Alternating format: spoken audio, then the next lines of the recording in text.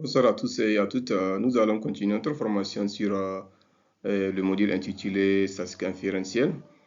Et il faut comprendre que la statistique inférentielle est aussi un domaine de la statistique qui consiste à faire une généralisation ou tirer une conclusion sur une population à partir des données collectées sur un échantillon de la population. Le plan de notre présentation sera structuré comme suit. Nous allons voir les objectifs de la formation sur la statistique inférentielle. Nous allons voir, nous allons introduire du moins c'est quoi la statistique inférentielle et nous allons voir les différents domaines d'application de la statistique inférentielle. Ensuite, nous allons voir les objectifs de la statistique inférentielle. Nous allons voir les concepts fondamentaux qui seront nécessaires dans le cadre de la statistique inférentielle. Et nous allons voir comment faire les analyses des données. Et nous allons voir les tests paramétriques et les tests non paramétriques. Et nous allons voir comment faire le choix d'un test paramétrique et un test non paramétrique. Enfin, nous allons conclure la science.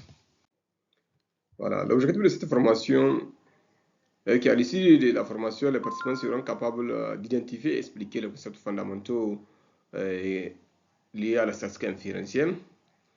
Et ils seront aussi à mesure de faire un choix entre le test non paramétrique et le test paramétrique. Ils seront aussi à mesure de mettre en œuvre les tests statistiques les plus couramment utilisés dans le cadre des analyses de données. Ils seront aussi à mesure d'utiliser le logiciel SPSS pour effectuer les analyses de données.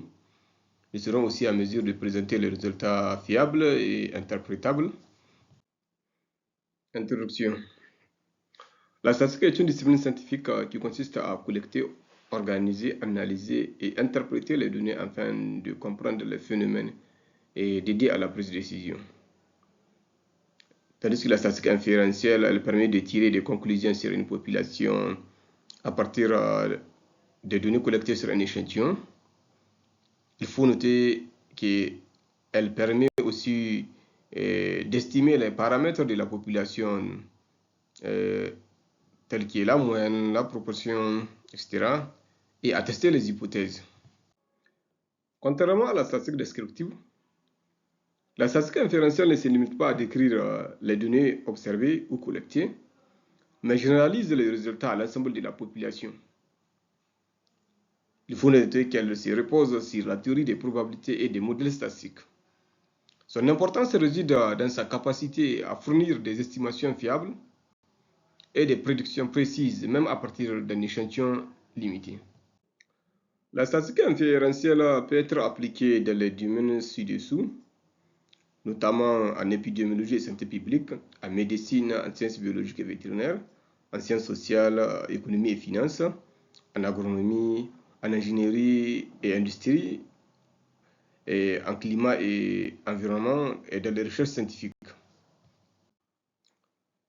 La statistique inférentielle est essentielle car elle permet de tirer des conclusions sur une population à partir d'un échantillon.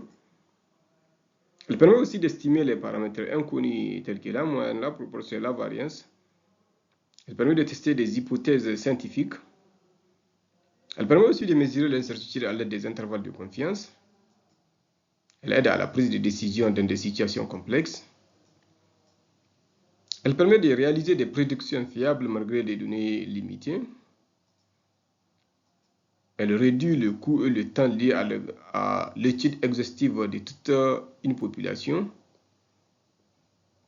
Il faut noter qu'elle est l'outil clé pour la décision scientifique. Nous sommes au terme de cette première partie introductive sur la statistique inférentielle. Merci de votre aimable attention. N'oubliez pas d'aimer notre vidéo, de partager aussi, de vous abonner afin de recevoir plus de vidéos. Merci.